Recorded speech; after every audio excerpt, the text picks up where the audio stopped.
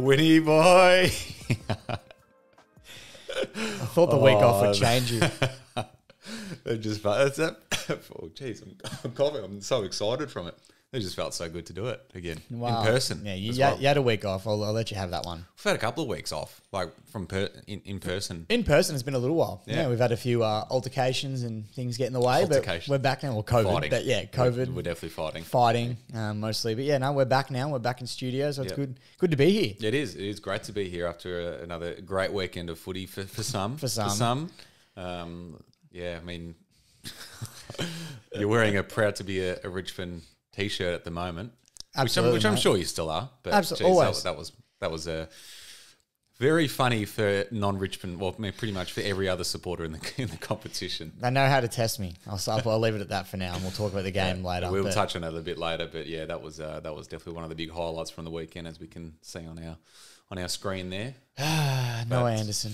Anyway, yeah, but let's start from the Thursday night game. It was dubbed pretty much the grand final preview match of the season, leading up to it, and Geelong made a statement, didn't they? Well, absolutely. They've been playing in that kind of form though the last few weeks. I mean, it's no surprise that they did what they did, to be honest, especially down in Geelong. You kind of expected them to do that, but I even reckon you put that game at the G and Geelong would get that done as well. So they're in flying form at the moment. It's just sort of, it makes everybody realise that Melbourne can be beaten. Obviously, they had a few losses, a few weeks ago, but kind of put those down and maybe just off games, flukes, whatever you want to call it. But I think at this stage now, Geelong are almost a new top dog that we got to worry about. Top dog. Well, top cat.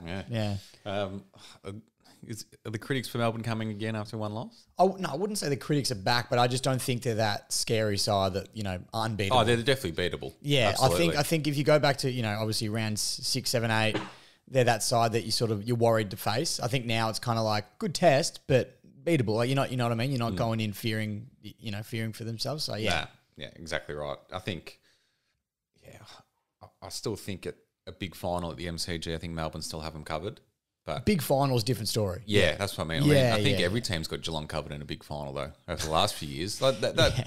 No, seriously, they do this every year, Geelong, where they win. Yeah, it's all good and well winning these home and away games against the big teams, but when it comes to the finals, they don't do it. No, well, they get there. Like they always make. They prelims. Always get there. Yeah, and they just I don't know what it is. They always choke in the finals, which is why a lot of people were have questioned Chris Scott over the years and said, Is he just is he coached with good players, but he can't get them over the line in those big games because they haven't won a flag since his first year. Yeah, but he walked into a brilliant champion side. So is that his coaching or just right time, right place? Yeah. And yet haven't really won anything since. I mean, obviously being a champion team, they're up there every year competing. Yeah, but you want to see them win it all. There's no disputing how good they are. Like they're a great team, but in terms of putting them as premiership favourites or the front runner to win the flag at the moment, I just don't see how that's a thing considering their recent history in finals and the same trend and pattern that they have every home and away season. Well, they've almost done it to themselves, haven't they? Yeah. In terms of that reputation that they've got. You can't trust them come finals time. I don't think. Well, I wonder how you'd feel as a Geelong fan. I'd actually like to speak to someone and say, are you confident knowing what you guys have done in the past come finals? So interesting, but they're sitting up top, high percentage, top of the ladder, sitting pretty, and they've got a, not a cruisy run home, but I think they'll win a few more games. Obviously, going towards the back end of the year, and they'll probably finish on top at this point.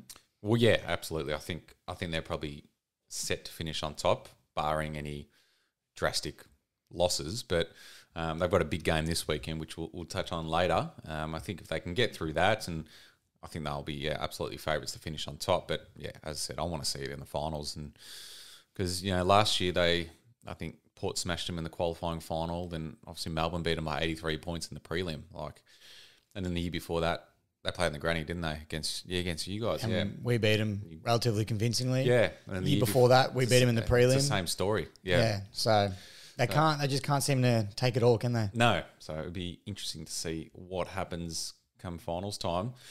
Speaking of a team that made the grand final last year, the Doggies. Geez, they had they're having a rough season. Yeah, it's RUFF. Yeah. It really makes you question whether or not they're a chance to play finals now. I mean, obviously there's a few teams around that back end of the 8, top end of the bottom 8, but do you think they'll play? The Saints, Dogs, Gold Coast, Port, Richmond, all these teams pushing. Are the Dogs going to be the team that slots in at the very back end of the top 8. I don't think they are. And they lost by 53 points to Sydney. And then the week before, they lost a similar margin to Brisbane. So it's not like they're just losing and they're extremely competitive, which they're not being. And it's very unlike the Bulldogs that we know. So I think this season is just get the job done, just finish the season off and reset for next year, because even if they do sneak into the finals somehow, I can't see them making any sort of challenge. No, not with the performances we've been seeing. Do you reckon it's something to do with grand finals and the Bulldogs? Yeah. Even after 2016, they didn't make finals the next year, and they played in the grand final last year, and it doesn't look like they're going to play finals. But it's even just like smashing losses in a grand final, like those big defeats, like you saw with GWS against you guys. They never really recovered. Adelaide never really recovered. No. And we're seeing that with the Bulldogs now. Yeah, so it's interesting if that has a toll on them or if it's just coincidence. Just scarring. Who knows, yeah. So it's interesting, but yeah, they've been, they've threatened at times this year to be like, okay, they're back, but not seeing it this year. We'll have to, I still think they're a chance to play finals. They can get a few wins on the board and play good footy. Their best footy is very good.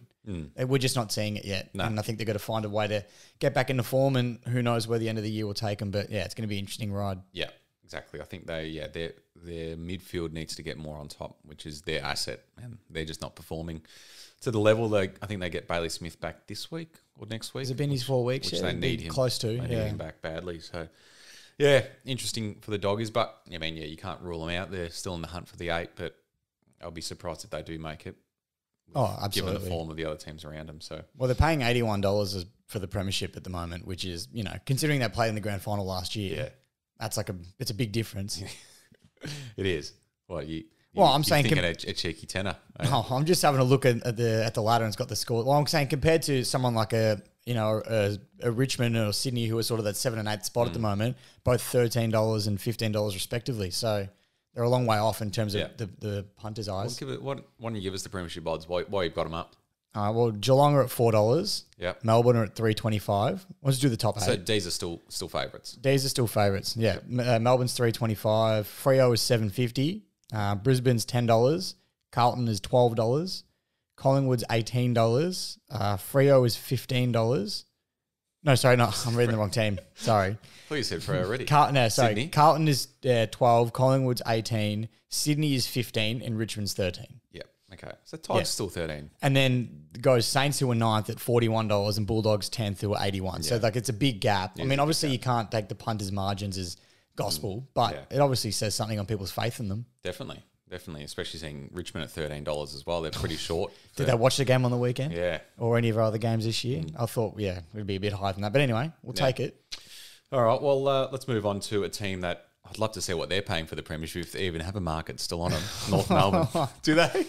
Maybe after the weekend they might. They played some good footy. Please. But they almost got the job done, and geez, I think every supporter in the country, apart from Collingwood ones, were really cheering them on.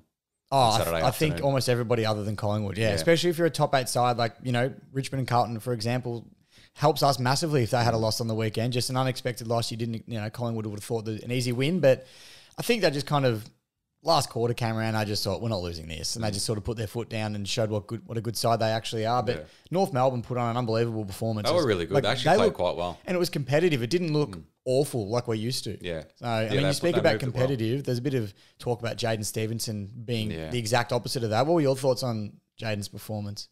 Or just as of recent, not just this game? He's dropped off massively as a footballer, hasn't he? He started at North on fire, and everyone thought, Collingwood's going to regret getting rid of him. And then he just sort of dipped after the first half of last year, and we haven't really seen him recover yet. I wonder if it's a confidence issue, because he's talented. Yeah. He's got the ability. It's just not stringing it together at the moment. Not sure what's going on with him, because he was an absolute star at Collingwood, the first couple of years of his career. So I don't know. I think there's some serious issues going on with him, maybe personally. Who knows? Because he just doesn't look... Yeah, he just doesn't look interested at times. No, it looks just a bit off. So it's interesting to see. Hopefully he can turn his career around, because he's a good player. Yeah. It'd be a shame to see him waste it. Yeah. But by the way, just on a different topic, I did find the odds for North Melbourne to win the flag this year. 1,501. It's crazy how there's still a market for it. Well, you wouldn't have thought so, because would you? Mathematically, they they can't make it. They could win every game from here, and they can't make it. So how is there still a market for it? Well, I don't know. Who knows? Oh, well. Who knows the reasons behind it? But they did look good. They did look good on the weekend. They do look very good. They needed that. Speaking of someone that's been looking pretty good this year, Nick Dacos is having an unbelievable first season. Is he all Australian? Oh, he's up there. He has to be in content. I think he has to make the squad. Is he the best first-year player to ever play the game? He'd be up there. He'd be up there. I mean, obviously he gets a lot of disposals and stuff like that. I don't look too into his game. I would love to see, like clearances, meters gained, all that sort of stuff to sort of compare. But purely on performances and impact, even the goal he kicked on the weekend was unbelievable. I know Collingwood fans have got that on replay at the moment. It was a good goal. That was unreal. That was an unreal goal. And clutch as well. Like the time of the game that he kicked it wasn't, Collingwood weren't, killing him at that point. It was a whitewash. So it was good timing for that goal. And yeah, he's unbelievable. So it would be interesting to see where he stacks compared to the other, first year players who've had very great seasons. Yeah. I mean, Sam Walsh was incredible in his first season. What? The way I said really great seasons, I don't know how that came out. Yeah, I butchered that. I'm not sure what you were saying. I was getting emotional. Nick Dacos does it to me. Yeah. Does things to me. But yeah, Sam Walsh obviously had a really good first season. Yeah, I think very similar in terms of like disposals and things like that. Sam Walsh played in a bottom of the table team though, bit different. Wasn't competing with anybody. Nick Dacos is in a much better team, better players around him. So absolutely. Yeah, well, I mean it's I'm not saying he's better, but it's just for argument's sake. You just want to say we get it. We know Sam Walsh is a good player, mate. Yeah, okay, we get it. I don't need to convince anyone, do I? No, but on Collingwood, just quickly before we finish off, any concerns there? There was a 7-point margin against a side like North, bottom of the ladder, and Collingwood are pushing for top four. Are there any concerns, or is that just everyone has an off game? To be honest, I think a little bit because Collingwood, they've had so many close games this year where they've won all their games by a very small margin. And then they come up against a North team who have lost by more than 47 points for 11 weeks in a row, and they still can only beat them by 7 points. Yeah. So, is that... I feel like that could be a bit of a worry, come finals time, when they come up against, the big teams and, they're only just scraping over the line. Like, a lot of those games could be flipped, and they're definitely not in the position that they're in at the moment. No, that's true. But then you could look at it and they know how to win the close ones. Yeah. So, but then you can look at it either way. But yeah, if they're... You'd think against North, they could...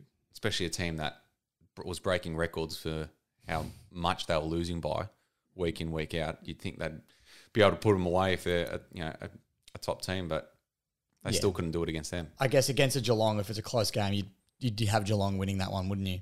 Well, yeah. But then in saying that, Collingwood have beaten Melbourne, Freo, Brisbane. Yeah, so it's tough. Yeah, but they beat Carlton by 4 points. Yeah, so... Who knows? Time will tell with Collingwood. I'm not completely sold on them. They're playing unbelievable. They've won 7 in a row. It's going to be exciting to see what they do come finals time. Because I'm locking them in for finals. Yeah, they're making it. So it'll be exciting just to see how they go. Do they make top 4? Do they get the second chance? Do they not? It'll be very, very interesting. Yeah, that'll be very good to see. Especially Carlton, Collingwood, Richmond all in the finals. That'd be good for the AFL. Will be loving that. One step at a time, mate. Who would have thought Richmond are the team that probably most likely out of those three not to make it? Yeah, well, last year I wouldn't. I wouldn't have thought that last year. No, but seriously, if you had to pick one at the beginning of the season out of those three, you'd probably say Richmond. Yeah, to not make finals. No, to make it. Make finals. Out of those three. Oh, at the beginning of the season, I would have said Richmond. Yeah, Richmond, Collingwood, Carlton. Only one of them can make finals. You'd say Richmond. Beginning of the season, I would have said Richmond. Yeah, exactly. Yeah, not right now. No, that's the point. Yeah. Anyway, while we're on Richmond, let's talk about them. Jeez, breaking my heart, that team. The soundboard is not for you. You don't touch the soundboard, focus. That was too good to pass up on you son of a bitch. I got to get rid of the labels so you don't know what button's what. You bastard. But yes, it was a bit of a laughing stock on the weekend. Don't press another one. Piss off. It was we blew a 40-point margin. You mean you can say what you want. Not a lot of Richmond supporters going, we had a lot of injuries, this and that, but you're 40 points up. You shouldn't be blowing that. And it was in the third quarter. Early in the third, we were 40 points up. Lost by another goal after the siren against the Suns for not the first time. Carmichael Hunt 2.0. It was honestly worse than the Carmichael Hunt one because at least we were shit back then. But so were they, but we were shit back then. We're supposed to be a decent side, and if we want to contend and make finals, if you got a 40-point lead on someone, you can't be blowing that. And we've done that all year. We've blown leads. Even when we've just held on to games, we've had big margins. Happened against Carlton, St Kilda, Sydney. Too many teams now. So it's becoming a real issue. And Yeah, I don't know. But in saying that, now Gold Coast is still in the hunt for finals. We could have really buried their season with this game, and they held on and stuck fat. And Stewie Jew would be loving life at the moment, wouldn't he? Yeah, absolutely. Yeah. I'm so happy for Gold Coast. I've always wanted to see them do well, and I feel like they're finally turning the corner. Yeah. It's safe to say that they are now. Definitely. I think if there was any team I could take losing after the siren to it, it might be the Gold Coast, just because I'm the same as you. I've kind of wanted to see them have a bit of success because it's been a long time coming. It was a shame it happened to be against us, but if there's still a chance, and good on them, I think they're playing some good footy. They've got some exciting players. Rankin didn't play on the weekend. We know he's an excitement machine. They've got a lot of upside to them, I think, the Suns. And with obviously he won't be here this year, but Ben King. Yeah, exactly. So they've got a lot of excitement, and some of the blokes have brought in, like Casbolt's playing good footy, Charles playing good footy. These second tier players at other clubs have come in and made an impact. How did it feel seeing Chol? He actually played it right too. Yeah, no. Another one. I've always said, if someone leaves your club for a better opportunity, I have no grudge against them. And obviously it sucks because we could have used a guy like Chol, especially with Lynch getting injured in the first 2 minutes. But good on him. Like, he's gone for a better opportunity. He's played every game this year, and he's played really good footy. He's probably their best forward at the moment. So good on him. Yeah, absolutely. And the Suns can still play finals as well. Well, that's the thing. Like I said, with this win, they're in the hunt. Right in it. They're in the hunt now. And with teams like the Dogs and Saints not winning games at the moment, if they just can keep ticking away, the Suns, they've got a good run home. Yep. So they're every chance. Absolutely. Yeah. No, it'd be great to see. I hope they do. I hope if anyone sneaks in the 8, it's going to be the Gold Coast Suns, because that'd be just huge for the AFL in general, I think. So they need it badly. Fifey. Midfield Fife. Is he back? Well, I tell you what, I like what I saw John Longmire do there. He was John Longmire. Justin Longmuir. Justin Longmuir. Not John Longmire. Jeez, I got to stop doing a football podcast. I don't know my stuff. Justin Longmuir, I love what he did there. He started off in the forward line, that Fife, as we've expected him to do all year, and they were down on half time, Freo, and he just made that change, put him in the midfield, and he came out and had an absolute blinder of a game, helped turn the tide, and he was scary. He had 10 score involvements, 10 contested possessions, 3 goals, unbelievable. And I think we've just sort of remembered how good Fife is in the midfield, and he can honestly be a weapon if they start using him more through there, I reckon. Yeah. Oh, mate, he was so good. It's great to see, because, that was his third or fourth game back now, where he looked pretty rusty first couple of games back, and now it looks like and at the perfect time for him as well, kind of leading into a final series or a tilt for the premiership. It's great. Well, they've already got a good midfield as well. Yeah. So, mate, just being able to inject Nat Fife into there when you sort of need him, like they did on the weekend, a little bit down and out, put, dual Brownlow medalist Nat Fife in there, and he can just do his thing, and it shows, and it worked wonders. So, I love seeing Nat Fife at his best. He's one of my favourite players in the game when he's up and about, and he definitely was on the weekend. Yeah, it's huge. Huge having him around, and AFL's better players having that Fife up and running, especially in the finals. I think he's built for that, and we have seen Fife play. Just not enough. In the finals. Not enough finals Fife. We need more of it. Hopefully we can see a bit of it this year. Yeah. Keeps injury free, and Freo keep going the way they are, they'll play, obviously. So it'll be good to see. But team that might not play is Saints, and obviously, we talk about them every week. That is such a red hot start to the season, and they're just seeming to be dipping, and a 41-point loss again on the weekend. It's just, you start to raise a few eyebrows, don't you? Did you see the umpiring in that game? I did. It was bad. There was that one passage of play with the holding bad. the ball one that got done. That was bad. That was terrible, but I know I can complain about the umpires a lot, and this was shocking, but a 41-point margin, you can't blame the umpires. It was shit, but you can't blame a 41-point margin on the umps, unfortunately. And I don't know what it is that's saying, because they've got the players. I feel like they've got some of the talent. It's just not clicking for them at the moment for whatever reason. Yeah. Well, it clicked for him last week, which was bizarre. Can't believe we lost that game. Still disappointed by that. But that's the thing. But Saints looked really good. They did. Yeah. So if they play like that every week, then you'd be like, they're a final side. But they just don't do it every week. No. And that's the thing. They're inconsistent, and they still can play finals. Obviously, they're only just outside the 8, but they've got to start finding some better form. Yeah, and they got the Doggies this week, which is a huge game for the finals race. Those two coming up against each other, so it's going to be. I think the loser of that definitely doesn't make it. Makes it hard. It really makes it hard. Yeah. Yeah. So now Saints are a weird one. They started off so well and fallen away. I think their supporters are absolutely. They've done that a couple of years in a row now, though, haven't they? 2020 was good. They made the finals. They played in 2 finals and thought only up from here. And then same thing last year. Started hot, dipped, Started hot this year, dip. Yep. So they can still play finals and sort of rectify their season a little bit, but it's going to be a lot of hard work. For sure. What about the Lions? COVID ravaged. They had half their team out against Essendon. I tell you what, I didn't get to see this game, and I remember checking the scores, thinking the Bombers are doing a number on it. I couldn't believe it, and then I did check the score, the stat sheet, and realised that Brisbane had half their side out with COVID. But that's not to take anything away from Essendon. They actually played some pretty good footy. It looked impressive, especially up there at the Gabba. Pretty intimidating place to play footy at for an opposition side, and it didn't seem to affect them at all. They just played really well, and looked like a solid unit. Yeah, Essendon are doing great. It's back up, and then they're doing teams a lot of favours. Like, I love Essendon lately, and I don't think I've ever said those words. Because they're helping out a lot of teams above them, aren't They've they? helped out Carlton great over the last few weeks. Essendon supporters would hate to hear that. I mean, thank you. I really, no, they've actually been good. They've obviously knocked off Brisbane. They beat Sydney the other week. They beat the Saints the other week. Well done. They're playing good. They are playing good footy, and it's almost a little too late. Like they've got to, but they're young as well, so there's a bit of potential for them to grow in the next couple of seasons. And for an Essendon supporter, that's what you'd be hoping for. That there is that potential for growth, which is looking really good at the moment. But You like Massimo? I do. It's hard not to, mate. He's from the motherland. Another Italian boy in the AFL. You can't knock that. But I do love Massimo. He's doing some good things. Draper's exciting to watch. Like, for such a big man, he moves around the ground really nicely. Yeah. And they're an exciting team to watch, Essendon, when they are up and about. As much as it pains me to say that, but look, good win for them. They're doing some good things. Like I said, knocking off top of the ladder sides with or without players. Brisbane, like, you'd still expect them to knock off Essendon. And I really think Essendon are going to be one of those teams that ruins another club's final chances this year. Yeah. Like, for example, I know we have them at I think maybe last game of the season, Richmond. I reckon they're a chance to beat us, and they could ruin our aspirations of top 8. You know what I mean? And they could do that to any side coming forward. So, I mean, they're one to watch out for. I think they won't play finals, obviously, but they're going to be going to cause some issues for teams that want to. Well, it probably secures Ben Rutten's job, I'd say, these last few weeks. Yeah, absolutely. I mean, I think now to the end of the year will still be a test for them. Like, if they just lose every game from here on out and look uncompetitive again, he'll be questioned. But if they can continue this form, then absolutely it saves it, because they've been playing good footy, and it looks like they want to be there. Yeah, exactly. So good on them. No, they're doing well, and their supporters have had a bloody tough run at it. So hopefully the juggernaut can get up and running next season, and we can have the whole Big Four in the top 8. How good would that be? Mate, that's what would be good for footy. The Big Four clubs all playing finals. That's what football needs. But exactly. I think we might be a little bit off that. Yeah.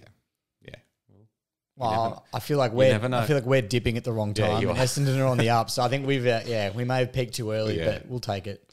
Well, speaking of one of the Big Four, the Baggers, they they did what they had to do. Gave you a scare though. Definitely gave us a scare. I was very scared. Those middle quarters, I was in a dark place.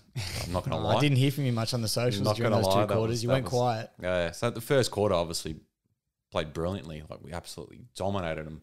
Kept them scoreless. We probably should have kicked more goals. Second quarter, West Coast somehow kicked 7 goals 3, and they're right back in the game.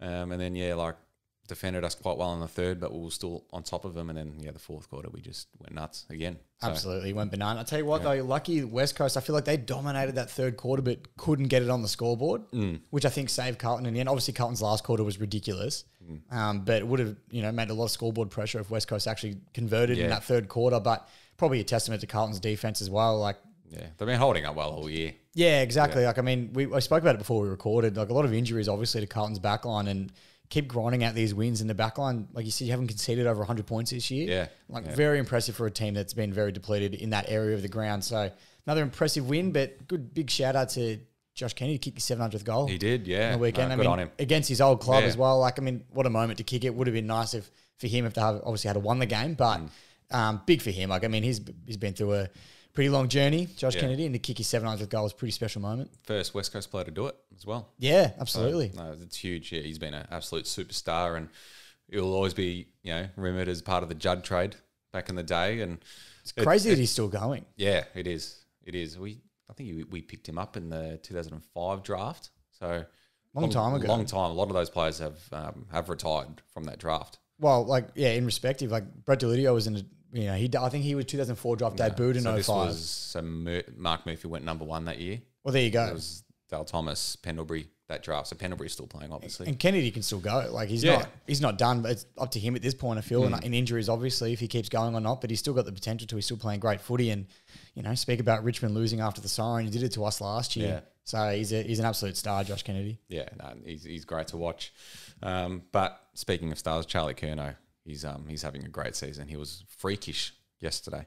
He was very good. And it's not the first time he's done it this year. I mean, we've seen him do it all season now, haven't we? Just seems to kick bags and take massive marks. And I think that's a big aspect of his game is his marking ability. I mean, he puts himself in positions where a lot of the kicks he's kicking aren't in super hard spots, but it's because of where he gets himself and the marks that he's taking. And then the kicking is just sort of the icing on top almost, isn't it, with the goals he's getting? But you spoke about it before. You feel that his story's a little bit underrated this year? Oh, just from the amount of footy that he's played over the last 2 or 3 years, he's barely played at all. He's had 3 knee surgeries, and there was a point there where he was almost not going to get back to, we're never going to see the best of Charlie Curnow ever again. And then from round 2 onwards this season, he's been absolutely on fire. And yeah, I mean, for someone that hasn't played the game for so long and has had setback after setback, to be leading the Coleman medal with 50 goals to his name is pretty incredible. Oh, absolutely. Yeah, no, he's been dominating and playing seriously good footy, Charlie Curnow. So good on him. No, it's going to be exciting. And to see him playing in the finals as well will be great to watch. He screams finals type player for me as well. Yeah. I don't know. Something about him is that finals aspect. You spoke about Fife. He's another one for me. So be great to watch. Love watching him play when he's at his best. Yeah. And then, before we move on, Harry as well, kick 5. Just quietly. Yeah, so it's a pretty good forward line the Blues are rolling with at the moment. So I'm surprised it works so well. I mean, a lot of they're both key position players. A lot of clubs that doesn't work, but they've found a way to, especially they haven't played much footy together. Yeah, obviously, and they've made it work really well, and they gelled really quickly. Some teams take a lot of time to have that connection and make it work, but they've done it really well, Carlton. And those two, testament to those two boys. Yeah, no, they're it's unbelievable. I think we were saying that before, like. Carlton have probably got the 2 best forwards in the game in the same team. Like it's, you probably add Jeremy Cameron into that as like the best forward in the game. Key forwards, but arguably you could say that Carlton have the 2 best forwards in the game, which is crazy. It's crazy. 100%. Yeah, so, but yeah, that was the last game of the round, and it was a good round of footy, I thought, overall. It was. Maybe. It was an exciting round of footy. You might have a different opinion, but it was a pretty. It was a heartbreaking round of footy for me, but in terms of a neutral standpoint, it was a very good game of a very good week of footy. Well, let's move on to round 18. As we said before, the Friday night game is the Bulldogs and the Saints. No more Thursday night footy this week. Yes, it's done. It's done. Yeah. That's done for the season, unless they. Oh, there's usually a Thursday night in the finals, isn't there? First week, potentially. Yeah, we'll see. We'll wait and see. But Friday night footy, Bulldogs Saints, massive game, big implications, like you spoke about before. Marvel Stadium, both the home deck, so no clear standout in terms of who's got the homegrown advantage and whatnot. So I'm struggling today. It's been a bad. I think COVID's messed with my head. Yeah, of course. I'm struggling. You got that COVID fatigue. I think so. I'm pushing through though. I'm soldiering on. That's what it's all about. But big game. Big game. Who you tipping? I think the Dogs. I don't know. It's tough. Saints get up and about at Marvel. They seem scary and they're really fast paced, hard to stop. But I don't know. I think the Dogs midfield, if they can just turn it on, they might just get it done. I don't know. You know what? No, I'm going Saints. I think Saints will get this one. And the Saints were good on Friday night a couple of weeks ago, so maybe they like the big stage. But I think St Kilda. Actually, now I think about it, I've changed my mind. I think Saints. One more time. Saints. Okay. Saints. All right, Saints. Saturday Arvo got Adelaide and Collingwood at Adelaide Oval. Collingwood going for their 8th win in a row. Can you believe it? I mean, you feel like they're almost due for a loss, aren't they? But they're just playing good footy, so it's hard to tip against them. And I won't this week as well. I'll go for the Pies. I reckon they'll get it done again. But Scott Pendlebury's 350th game as well. Jeez. I reckon he'll play 400 if he wanted to. Yeah, definitely. He seems to be relatively injury-free. I feel like if he wants, he'll play 400 games, which would be huge. I love Scott Pendlebury. I think most people do. So good on him, and I reckon they'll get the job done for his 350th for sure. Yeah, I think they'll win as well. Definitely under 10 points. Definitely. Well, they don't like it any other way, do they? GWS and Brisbane at... Where is it, Quinn? Go on, pronounce it. Manuka Oval. Or Manuka. Manuka. For those that are cultured. We didn't speak about the Giants from they'll poor this week, but they'll poor, and I think they're 3 goals for the game. Yeah, I think they're going to continue to be poor, and I reckon Brisbane will have a pretty easy win here. They'll want to bounce back, Brisbane, especially if they get all their players back. Well, they'll have to because top 4 still isn't a lock for them, so they're going to want to bounce back and cause some damage here, and I reckon they will. Give them a big Manuka headache. I hate you. North Melbourne, Richmond. Getting North at the wrong time. Tell you what, a week ago I would have said bank this win in, big percentage boost. But tell you what, not at the moment. They're not in Marvel Stadium as well. Yeah, jeez, I hate going there. We always lose at Marvel. I hate. Yeah, we don't like Marvel Stadium, Richmond Sport. You going? I'm going. Yeah, I'll be there. Yeah. I go. Yeah. I don't like it, but I still go. I don't shy away from it. I don't enjoy it, but I still go. Yeah. I just think it's got no atmosphere. Ben won't get into that. Look, I think Richmond need to win this game. I reckon it'll depend though if Toby Nankervis was said to have done a PCL, but now there's rumours that he'll play this week. If Nank plays, I think we're a chance because obviously Todd Goldstein's a great ruckman. If they go the duo again with Coleman Jones and Goldstein, and we don't have Nank and Soldo playing, we might struggle. So I don't know who else. We've got Marlon Pickett going up in the ruck against Goldie. I don't think that's going to work. So I think Richmond still should get the job done, but yeah, I wouldn't say it's a lock, especially with some of the players we're missing in the form that we're in. Yeah. Coleman Jones against his old team as well. Yeah, I mean, he looked bad last week. From what I was watching, he's not great. He didn't look good. Look, whether he turns it on against his old club or not, who knows? He probably will. They have a history to do that against us ex-Richmond players, so it wouldn't surprise me. But I'm tipping us. But yeah, I don't think it'll be as comprehensive as what I'd like it to be. Yeah, I mean, if North play like they did last week, they'll give you a fair shake. But you can't drop this game. No way. Oh, you hope not. You can't. What happens if you lose to North? Oh, then I'll kiss finals goodbye and I'll just start screaming, play the kids. Memberships will be back in the microwave, I reckon, this week. No, I don't like the first time in 5 years. First time ever for me, mate. Saturday nights, we've got Carlton and Geelong at the MCG. This is a huge, huge game. This is massive. Once again, big implications. Geelong win this. They sit pretty on top of the ladder still, hold their spot there, and you'd think they'll finish top towards the end of the year. And if Carlton win this, it's a big statement game for them as well, knocking off a great side, a great informed side too. Yeah, it's going to be, either way, I think the winner of this game is going to go away thinking, okay, we're a massive chance here at the premiership. So it's huge. And I think even the loser, they probably won't lose too much, depending on the results. Depends on the results. But if it's a quality game, it's a tight contest, I think regardless, you'll probably see these two teams feature at the back end of the season. But geez, I think the Blues can seriously match the Cats, especially with the tools up forward. I think your forwards can expose them a little bit, and I don't think the Cats are as untouchable as they look at the moment. They've also won 7 in a row, so they're probably due for a loss. Yeah, exactly right. And I mean, I spoke to you about it before we recorded, but like Tigers got within 3 points of them, and then the Tigers did what they did last week. So I mean, if you look into that too much, I don't know. But yeah, Geelong I think are good, obviously, like very good, but they're definitely very beatable as well. And if Carlton can expose them up forward, then who knows? I still think the Cats. I think the Cats are just in red hot form at the moment, but it could go either way. But for me, the Cats. Yeah, I think the Cats as well. But I wouldn't be surprised if we get up or give them a serious run, especially at the MCG as well. Also on Saturday night, another big game: Freo and Sydney. The double header. I don't love that. I know, probably the two biggest games of the round, and they're playing at the same time. Don't know what the scheduling situation is there, but anyway. We have a floating fixture for a reason. Well, that's what I thought as well, but yeah, they scrapped it for next year because clearly it's not working. Well, they didn't really. Did you say they haven't scrapped it? Isn't it to round 15? It's going to be locked, so it's still floating.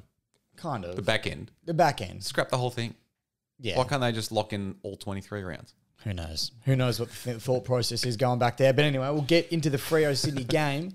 I think the Optus Stadium factor obviously has to come into play here, and Freo in some good form, Fife finding good form, and Sydney have been a little bit inconsistent. Obviously, very up and down they are. Yeah, like they'll have weeks where you'll think, geez, they're good, and then other weeks where they lose to Essendon. So, yeah, interesting for me, but I think Freo will get this one done a little bit comfortably. Yeah, I think Freo finding their form again, and they'll be too good here. Sunday we've got Hawthorn West Coast at the MCG. On face value, you say Hawks, but West Coast have been good. Yeah. 2 weeks in a row now, like competitive. Just a dead rubber game though, isn't it? A little bit, yeah. I mean, it kind of means nothing in the grand scheme of things, does it? I mean, for West Coast, it'd be a good confidence boost if they can get a win here. And I'm going to go out on a limb and tip West Coast for this one. Yeah, well, they played well at the G last week against us, and then obviously they played all right against you at home yesterday. So, yeah, I'm going to tip West Coast here. If Hawthorn have an off day, which they've been up and down all year, they very well could. I reckon West Coast could get the job done. Hawks for mine, especially at the G, but I like your bravery. Well done. Got to be out there a little bit. Melbourne, Port Adelaide up in Darwin. This one. Jeez. Or is it a Darwin or is it Alice Springs? It's up there. Well, Northern Territory. Let me have a look. It's Teo, so Northern Territory. Yeah, that's Darwin, isn't it? I thought potentially maybe Alice Springs, but... No, I'm pretty sure Teo's in Darwin. Yeah, Teo's Darwin. Yeah, so I like Teo. I love watching the footy up there. I'd love to actually go there in person one day. It looks like a great place to sit and watch the footy, especially with the sunset that they get there. It's Alice Springs. Is it Alice Springs? It's a different Teo. Oh, it's a different Teo. Yeah, I think there's 2 Teos. Oh, well, that's confusing, isn't it? So it says Teo Tregear Park in Alice Springs. Oh, well, there you go. We're mistaken. Once again, we probably shouldn't have a football podcast if we don't know what we're talking about, but that's confusing. Every 2 Teo stadiums in the Northern Territory. It's confusing. Silly. They shouldn't have that. Change the name. But anyway, that's beside the point. I still like watching footy up there. It's still nice weather. Yeah. But I think Melbourne, you've got to give them the credit here and reckon they'll get the job done against Port Adelaide. But this is another one. Port are one of those teams that could come from nowhere and just slip into the A. And if they can compete and even win a game like this, it's going to be a massive statement going forward. I don't think they will, but it's a big test for them. Absolutely. But yeah, D is coming off a loss as well. They're going to want to cement their top 4 spot. I can't see them slipping up here. If they do, then I think the critics will be right back at them. Oh, 100%. Yeah. And probably rightfully so. Yeah. I mean, where's the dip come from? Yeah. So it'll be interesting. But I think Melbourne will get this one. Yeah, D's for me. And the last game of the round, Essendon and Gold Coast at Marvel. This would be a great game. Informed sides. Gold Coast still need to keep their season. It's honestly an elimination final nearly each week for Gold Coast at this point. They're going to just keep winning. And I reckon they'll get it done again against Essendon. But Essendon have been in good form as well. So it's going to be a tough one. But I think from what I saw last week, the comeback that Gold Coast mounted, they've still got that fight. Yeah. And I reckon they're going to want to get the job done and they're going to give themselves every chance. Exactly. And the belief is there. So for me, Gold Coast. Yeah, Suns for me as well. And that is round 18. Very exciting. I can't believe we're around 18 already. Business end of the season. It's great. We say this every week. I can't believe how far in we are, but it's nuts. It's keeps going. Almost there. It's crazy. All right, Crimea River. Absolutely. Let's dig right in.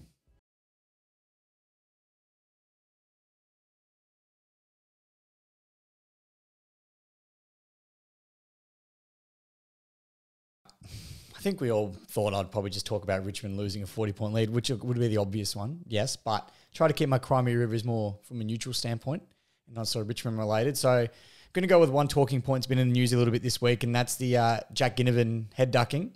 Now, personally, I'm not a fan of players ducking their heads. I am a fan of Jack Ginnivan. I like the way he goes about it, his cheeky celebrations and the way he gets stuck into blokes, but I'm not a fan of playing for free kicks in the head duck. However, it's still playing within the rules technically. Whether it's good sportsmanship or not is another question, but it's still technically within the rules. And to see a fair few free kicks missed on the weekend from Ginnivan, ducking his head into a contest, I thought was upsetting. I mean, you can say, the umpires have finally figured him out, but at the end of the day, it's a free kick's a free kick. Whether it's right or wrong, they're going to pay those free kicks. And, Ginnivan's obviously made it a bit of there's a few players have done it, like Selwood and all that, and Penberry tried it on the weekend as well. And unfortunately, I think it's going to become more common. We're going to see it a little bit more now. Now players know they're going to get away with it. But, I didn't like to see that the umpires weren't paying those just because he's notorious for doing it. End of the day, a free kick's a free kick. Whether you like it or not, you've got to pay those ones. And they missed a couple on the weekend, I thought. There's a couple of right decisions to not give the high. There's a couple of wrong ones as well. And I think you've got to realise that, unfortunately, he knows how to win the free kick, and you got to pay it. I don't know what your thoughts on that are, but that's my Crimea River that they sort of missed a few on the weekend. I like that they didn't pay it. I thought it was great. They were there. There was a couple that were definitely there. I know which one you're talking about, but I know I like when I first saw it. I was like, yeah, that's great. They've let that go. I liked it more for the atmosphere and like the theatrics of it, especially because it was a close game and all the rest and all that. But to not pay it just because, he's a serial ducker, yes, it's satisfying in one aspect, but the other aspect is, as an umpire, you've gotten that decision wrong. Yeah. And I think we've seen a little bit too much of that where the rules have got to be black and white for a reason, and you can't pick and choose when you do and don't pay those free kicks as much as, you want to see these notorious duckers not get away with it. You almost have to let them. And that's the sad part about it. But yeah, I think I just want to see umpires get as many decisions right as possible, and seeing him miss a couple really obvious ones like that was a little bit upsetting. Yeah, it's the letter of the law. They're free kicks. Yes, which I think the rules of the AFL are too up in the air as it is, and too up to interpretation. So if there's a rule that's pretty black and white, like, you know what I mean? Let's keep it black and white. Yeah. Let's not toy with it, which is what I thought they did a little bit on the weekend. Yeah, that's fair. That's fair. I liked it. Maybe it's a way to stamp it out, but yeah. Look, if it stamps it out, I'll probably change my opinion on it because that's the thing. I want to get that clear. I don't like seeing players duck their heads. I think it's cheap. Go in hard for the footy and win the ball. Don't, because the tackler hasn't necessarily done anything wrong. If you've dropped your knees and you see Ginnivan probably prepare for him to duck his knees, but you can't always do that. Instinctively as a tackler, that's not what you're thinking. You're just going straight for the body, try and bring him to ground. And when he ducks his knees like that, there's not much you can do. Yeah. So it's not at fault of the tackler. So I don't like seeing it, but the rules are the rules. Yeah. So. Yep. All right. We'll see. Let's see how that goes over the next couple of weeks because it would be talked about a fair bit this week. So. Oh, absolutely. We'll see if they crack down on it or if they change the interpretation again. Who knows? It's going to be very, very intriguing. All right, you want my big call? Mate, we've got the Sting. We've got the Sting loaded up on the soundboard. Do you want to take the honours, mate? You've gotten used to the soundboard. Now the light blue one there, mate. Give it a crack.